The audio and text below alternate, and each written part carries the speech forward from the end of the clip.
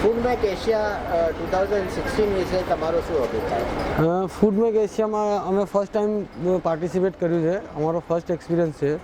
ઘણો સારો એક્સપિરિયન્સ રહ્યો છે ને અમને ઘણો સારો રિસ્પોન્સ છે અહીંયા. જે અમારો એસકે પેકેજિંગ જે છે એ નવી કંપની છે. છેલ્લા 3 વર્ષથી જે નામ નહીં કરી શકી એ છેલ્લા 4 દિવસની અંદર અમને એનું બેનિફિટ મળ્યું છે ને ઘણું સારું આયોજન છે ફૂડ મેક એશિયા તરફથી.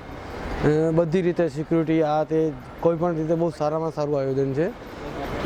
પબ્લિકનો ઘસારો પણ એટલો જ છે ને અમને જે વસ્તુ અથવા અમે જેના માટે અહીંયા ભાગ લીધો છે એનાથી અમે ફરી ફૂડ છે અને સેટિસ્ફેક્શન છે એમને કે ભાઈ કે ઇટ્સ ઓકે. એસકે પેકેજિંગ કયા ક્ષેત્રોમાં કામ કરે છે? એસકે પેકેજિંગ એટલે તમે જોશો we make your business easy, એટલે પેકિંગ રિલેશન જે કંઈ પણ તમારી અથવા હરેક બિઝનેસમેન જે ફૂડ રિલેટેડ બિઝનેસને પેકેજિંગની જરૂર હોય એના માટે અમે નાનેથી લગાવીને મોટા સુધીના મશીનો પ્રોવાઈડ કરીએ છીએ. તમે આમ જોશો મારા ડોમમાં તો દરેક વસ્તુ દરેક મશીનો તમને જોવા મળી જશે. જેના માટે થઈને કે જે હમણાં બેઝિક પ્રોબ્લેમ છે કે દરેક જણને લેબરની પ્રોબ્લેમ હોય છે. બિઝનેસ હોય તો લેબર નથી મળતા, તો એના માટે આપણે ટોટલ પેકિંગ સોલ્યુશન કરીએ છીએ. 2 ગ્રામથી લગાવીને 1 કિલો, 5 કિલો, 10 કિલો સુધીના પેકિંગ મશીનરી આપણે બનાવીને ગ્રાહકોને પ્રોવાઈડ કરીએ છીએ.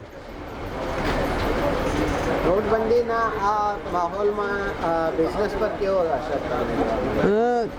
નોટબંધીનો માહોલનો અસર છે બિઝનેસ પર, પણ હવે આ અસર એટલો બધો નથી લાગતો. ફૂડ ઇન્ડસ્ટ્રીઝને તો નથી જ લાગતો, કારણ કે આ 4 દિવસનો એક્સપિરિયન્સ એવું લાગે છે કે નોટબંધી જેવું કંઈ થયું જ નથી. એમ પબ્લિકનો ઘસારો છે, ઇન્ક્વાયરીઝ છે, બાયર્સ છે અમારી પાસે, તો એવું લાગતું નથી કે નોટબંધીનો કોઈ પ્રોબ્લેમ છે. ફ્યુચરમાં ઓલ ઓવર કન્ટ્રી જ્યારે ફૂડ મેક એશિયા પોતાના આયોજનો રાખશે તો એમાં તમે ભાગ લેવા? તો પહેલા સ્ટોલની અંદર પહેલું બુકિંગ હું જ કરાવીશ સર.